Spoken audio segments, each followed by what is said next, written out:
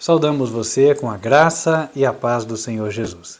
Que Deus abençoe a tua vida e hoje Ele possa abrir a tua mente e te esclarecer as verdades que são aplicáveis especificamente ao nosso tempo. Para isso, nós vamos antes orar, vamos pedir a Deus que esteja nos dando sabedoria para que possamos compreender a sua palavra. Somente Ele, o autor da Escritura, pode nos revelar o seu verdadeiro sentido. Portanto, convido você a fechar os olhos juntamente comigo e vamos falar com Ele. Senhor nosso Pai, que nos altos céus habitas, te agradecemos porque o Senhor tem a cada dia nos dado aquilo que nós mais necessitamos. Tem nos revelado as tuas verdades, nos instruído e mais uma vez nós queremos aprender de ti para sabermos o que fazer. Pedimos que o Senhor venha nos guiar, dar a mensagem que é verdade presente para o teu povo agora e abrir, Senhor, nossas mentes, nossos corações. Pedimos, ó Pai, que o Senhor possa também me ungir com o teu Espírito e que não seja eu, mas que seja o Senhor Jesus a falar por meu intermédio para indicar ao teu povo qual é o caminho. Pedimos estas bênçãos em nome de Cristo Jesus. Amém. Nossa mensagem de hoje encontra-se em Zacarias, capítulo 4. Vale a pena ressaltar que as mensagens de Zacarias são especialmente aplicáveis ao nosso tempo. Os irmãos que já nos acompanham desde outras mensagens, desde o ano passado, viram como o tempo no qual Zacarias entregou estas visões, ele corresponde também aos nossos dias. Eu vou colocar aqui de forma muito resumida, não vou refazer o estudo. Recomendo você buscar nos estudos anteriores que tratam das profecias de Ageu e Zacarias, ou que falam de profecias cumpridas, em especial do mês de dezembro para cá, você vai poder entender melhor. Digo dezembro de 2022. Eu vou ler Zacarias capítulo 1, versículo 7. Aqui nos é apontada a data no qual a revelação que nós vamos estudar hoje foi entregue. Diz, aos 24 dias do mês 11º, que é o mês de Sebate, no segundo ano de Dario, veio a palavra do Senhor ao profeta Zacarias, filho de Berequias. E aí ele começa o relato de todas as visões, a partir do capítulo 1 até o capítulo 6. Portanto, a visão do capítulo 4, objeto do nosso estudo hoje, está dentro deste grupo de revelações que foi entregue. O rei Dario era o rei da Pérsia, o império que foi marcado por conceder grande liberdade religiosa aos povos. A propósito, foi no Império Persa que foi emitido um decreto para que os israelitas pudessem voltar a Jerusalém, reconstruir o templo e restaurar a adoração ao Deus verdadeiro. E o livro de Zacarias trata-se de uma exortação justamente para o povo dar sequência a este trabalho, porque quando os israelitas voltaram para Jerusalém, eles começaram os trabalhos, porém logo depois foram impedidos pelos seus inimigos, que obtiveram de forma desonesta um decreto do então imperador persa pedindo para parar os trabalhos. Este relato que eu disse agora você encontra no livro de Esdras, dos capítulos 2 até 4. Ocorre que então os profetas Ageu e Zacarias profetizaram em nome do Senhor e motivaram eles a continuarem. Isso aconteceu no ano de Dario, rei da Pérsia. Os reis da Pérsia têm o seu paralelo nos presidentes da nação que hoje também concede liberdade religiosa aos seus súditos, os Estados Unidos da América. No passado, o imperador Ciro fez um decreto permitindo os israelitas voltarem a Jerusalém, o que marcou o fim de 70 anos de cativeiro, onde eles eram obrigados a adorar os deuses falsos da Babilônia. Semelhantemente, o povo na era moderna, que é conhecido como o povo guardador do sábado, tal como os judeus eram no passado, este povo chamado de adventistas do sétimo dia, passou 70 anos em cativeiro espiritual. Eles se iniciaram em 1931, quando esta igreja oficialmente colocou no seu corpo de doutrinas a crença, a mesma crença da antiga Babilônia, que é a crença na Trindade. E durante 70 anos a situação se perpetuou assim, até que em 2001, muitos desta denominação descobriram a verdade tão clara da palavra que está em 1 Coríntios, capítulo 8, versículo 6. A Bíblia diz: todavia, para nós há um só Deus, o Pai. Portanto, não são três, Pai, Filho e Espírito Santo, é um só. A partir daí, abandonaram a crença da Trindade e, espiritualmente falando, retornaram a Jerusalém para reconstruir e restaurar a adoração ao verdadeiro Deus. Nesse contexto, o presidente americano da época, em 2001, era George Bush Filho. E aí a sequência de imperadores persas, ela é refletida na sequência de presidentes americanos, de tal forma que o rei Dario, ele tem o seu paralelo no atual presidente, chamado Joe Biden. Quando a Bíblia diz o segundo ano de Dario, nós estaríamos no segundo ano de Joe Biden, que se iniciou em 2022. Como o ano bíblico começa não em janeiro, mas sim entre os meses de março e abril, então a contagem se inicia um pouquinho mais tarde. De tal forma que o mês 1/10 mencionado aqui, ou mês 11, ele acaba caindo agora, para início de 2023. Essa data apontada aqui na profecia, dia 24 do mês 1/10, ela corresponde, portanto, ao dia 15 de fevereiro, ou seja, quarta-feira passada. Assim, essas visões dos capítulos 1 até 6 de Zacarias, todas falam para o povo de Deus no tempo presente, agora. Se você faz parte do povo de Deus, do Ministério Quarto Anjo, Advertência Final, vai entender perfeitamente. Se você não faz parte, mas teme a Deus, vai entender que a mensagem é aplicada a este tempo. E Deus vai falar com você com respeito a onde você deve congregar. Em Zacarias capítulo 4, no versículo 1, ele viu que o anjo que falava com ele o despertou como a um homem que é despertado do seu sono, e lhe disse: que vês? Então Zacarias falando, e me disse, eu disse: olho, e eis um castiçal todo de ouro, e um vaso de azeite no cimo, com as suas 7 lâmpadas. E cada lâmpada posta no cimo tinha 7 canudos. E por cima dele 2 oliveiras, uma à direita do vaso de azeite, e outra à esquerda. E falei e disse ao anjo que falava comigo, dizendo: Senhor meu, que é isto? Então respondeu o anjo que falava comigo e me disse: Não sabes tu o que isto é? E eu disse: Não, Senhor meu.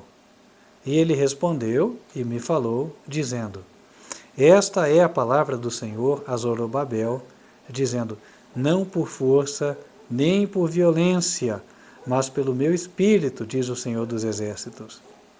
Quem és tu, ó grande monte?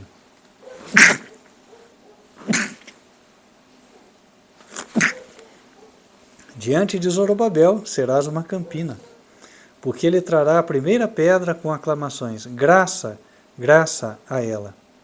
E a palavra do Senhor veio de novo a mim, dizendo: As mãos de Zorobabel têm fundado a esta casa, e também as suas mãos a acabarão, para que saibais que o Senhor dos Exércitos me enviou a vós.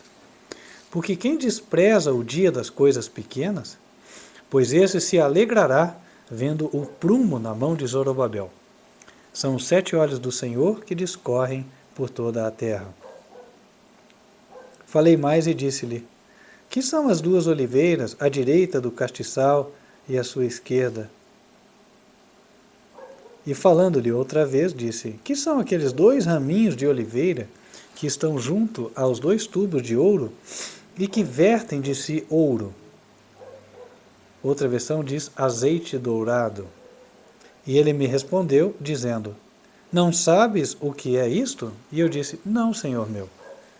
Então ele disse, estes são os 2 ungidos que estão diante do Senhor de toda a terra.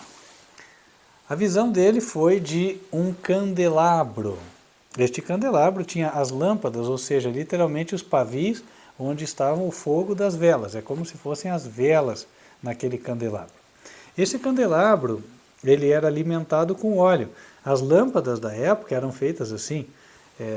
Você tinha um recipiente com azeite, tinha um pavio, e você colocava fogo. Então, enquanto houvesse azeite para queimar, o fogo ali permanecia e iluminava ao redor.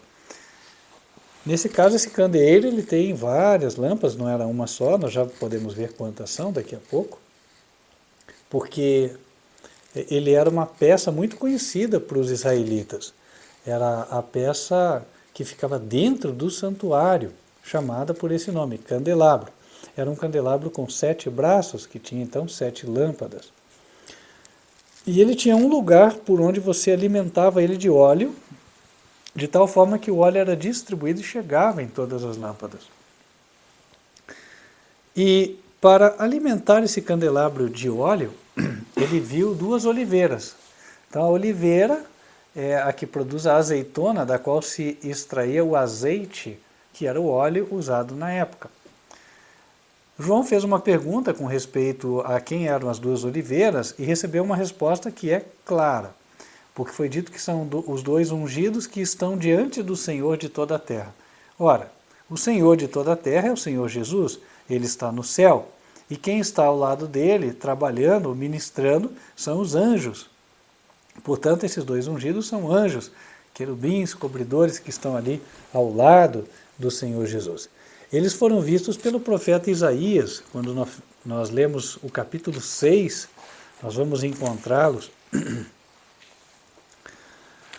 No versículo 1 é dito, no ano em que morreu o rei Uzias, eu vi ao Senhor assentado sobre um alto e sublime trono, e o seu séquito enchia o templo. Os serafins estavam acima dele. Cada um tinha 6 asas, com 2 cobriam o rosto, e com 2 cobriam os pés, e com 2 voavam, e clamavam uns para os outros, dizendo, Santo, Santo, Santo é o Senhor dos exércitos. Então aqui nós vemos os anjos em redor do Senhor, o Senhor Jesus. E na visão que Zacarias teve destas oliveiras, que representavam os anjos, é que o óleo vinha para o castiçal, para o candelabro. Ora, o que o candelabro significava? Nós vamos para o livro de Apocalipse, capítulo 1.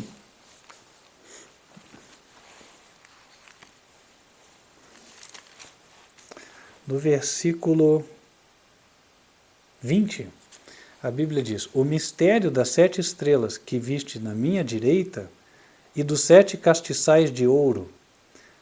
As 7 estrelas são os anjos das 7 igrejas, e os 7 castiçais que viste são as 7 igrejas.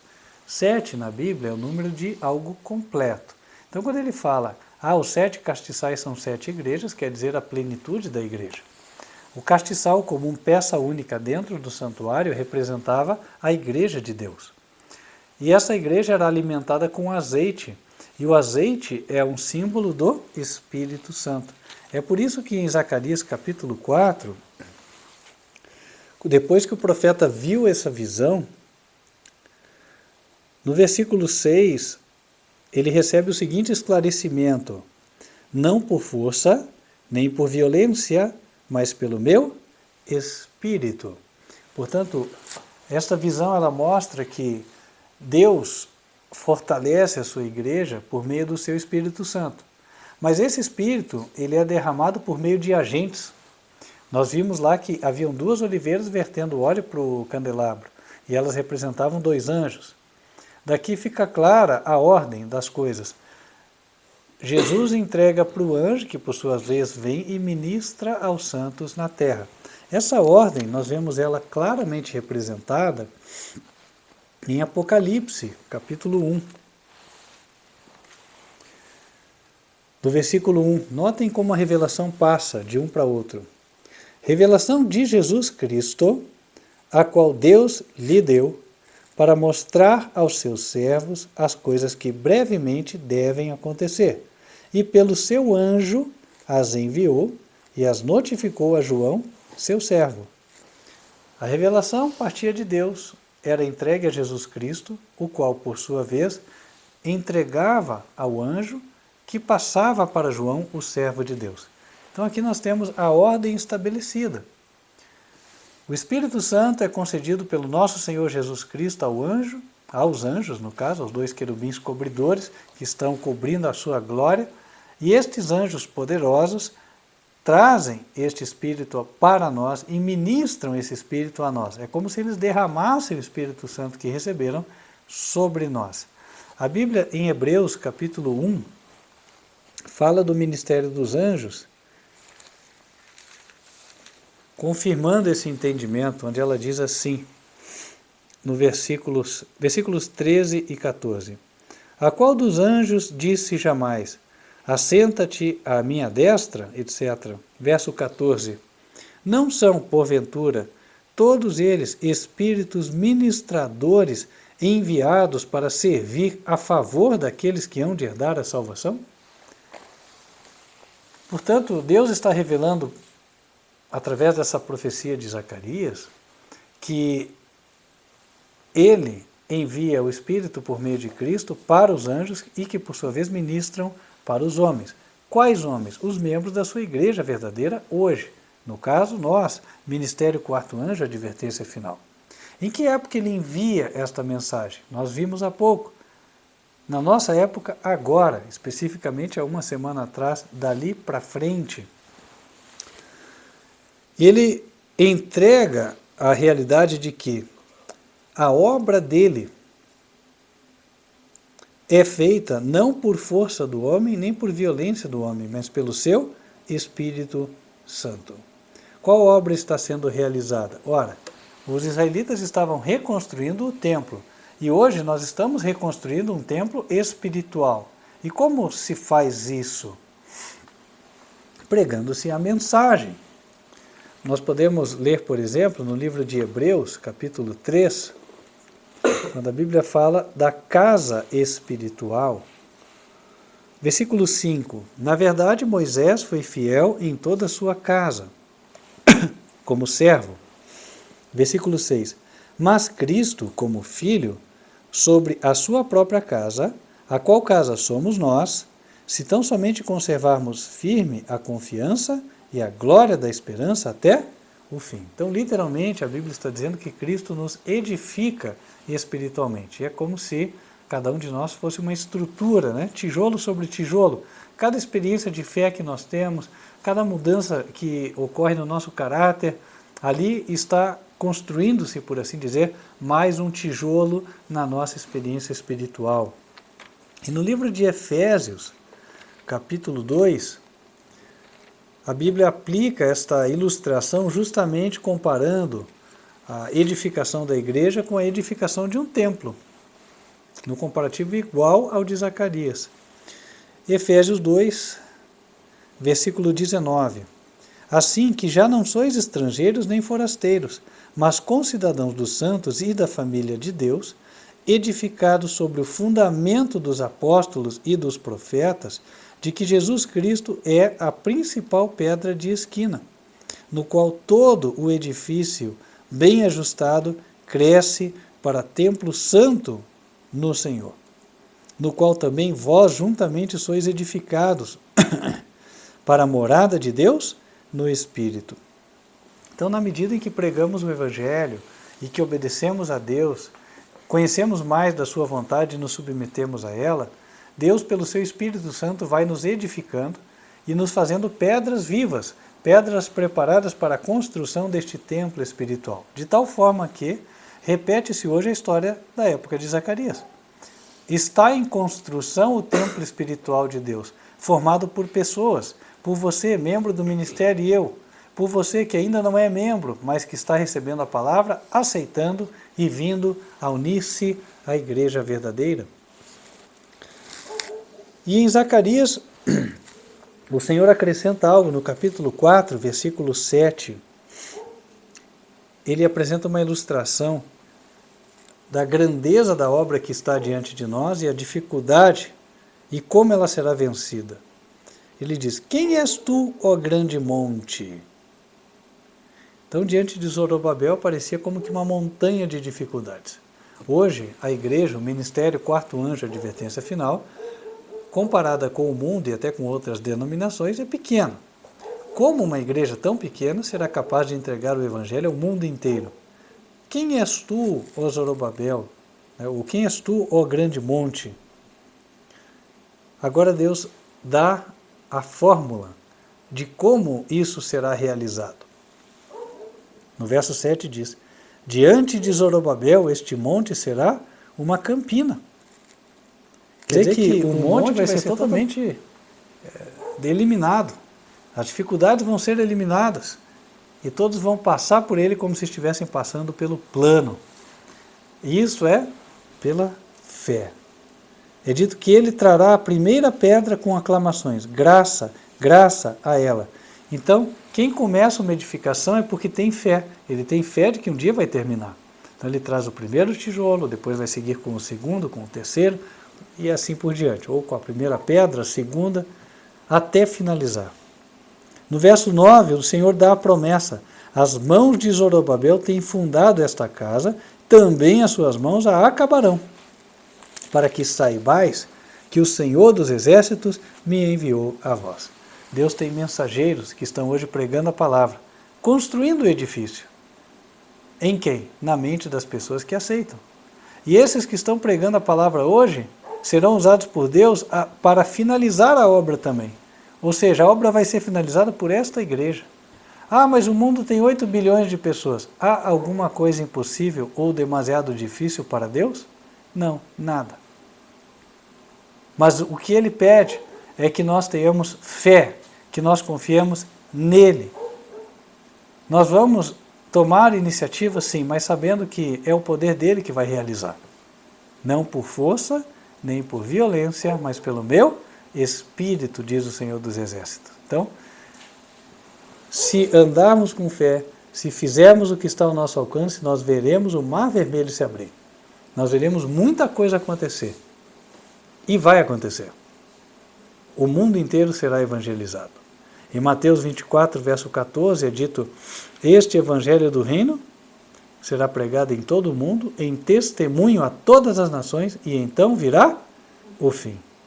Zacarias 4, verso 10, para finalizar: porque quem despreza o dia das coisas pequenas, pois esse se alegrará, vendo o prumo na mão de Zorobabel. O prumo é passado quando a parede está levantada, justamente para ver se ela ficou no nível. Ou seja, obra finalizada. Há aqueles que podem desprezar e falar: como que esse ministério vai pregar para o mundo inteiro, terminar a obra? Deus disse que vai. Deus vai fazer. Nós cremos em Deus, então tudo vai se realizar. Qual evangelho pregaremos? Aquele que está em Apocalipse 14, versos 6 e 7.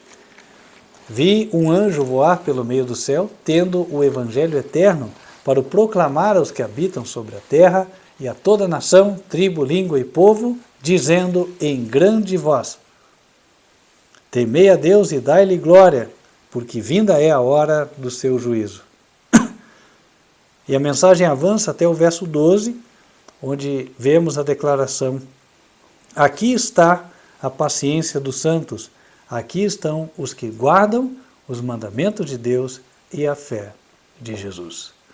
O Senhor chama você para participar desta obra. Jesus certa vez disse: a seara é grande, são poucos os ceifeiros. Rogai ao Senhor da seara para que envie mais ceifeiros. Deus tem enviado, mas você ainda não veio. Chegou a tua hora. É com você que Ele está falando. Venha.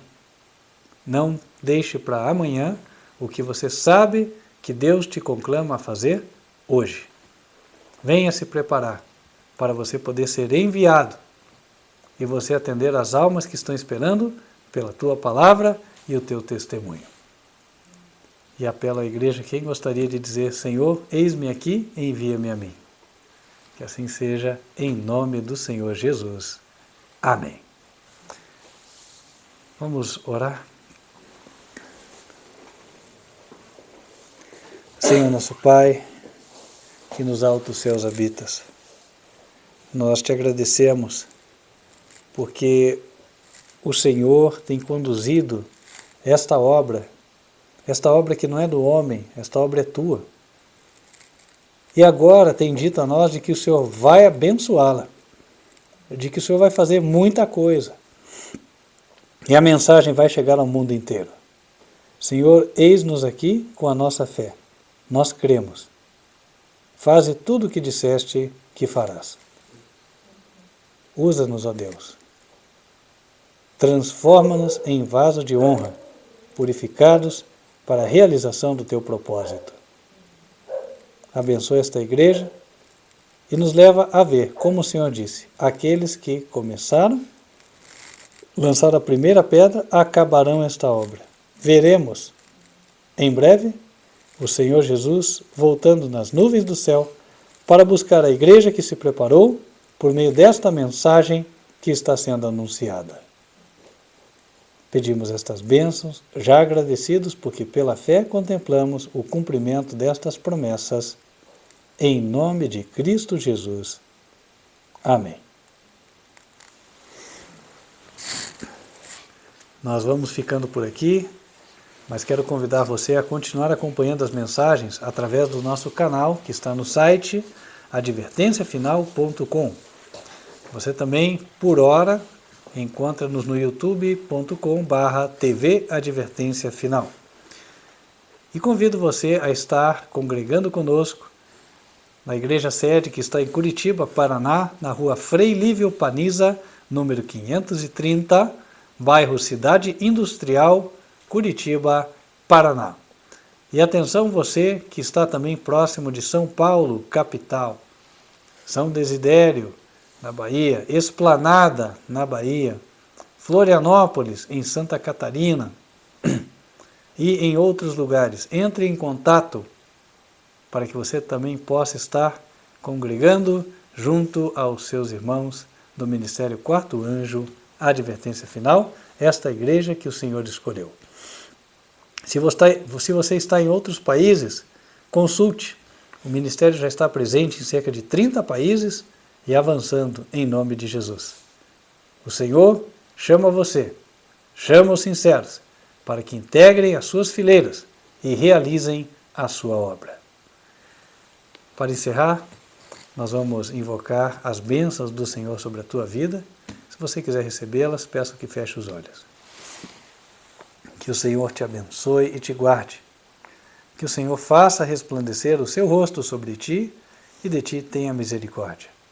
Que o Senhor levante sobre ti o seu rosto e te dê a paz. Amém. Vamos ficando por aqui, mas espero que nas próximas oportunidades você esteja juntamente conosco para estudar, aprender e praticar. Que Deus te abençoe.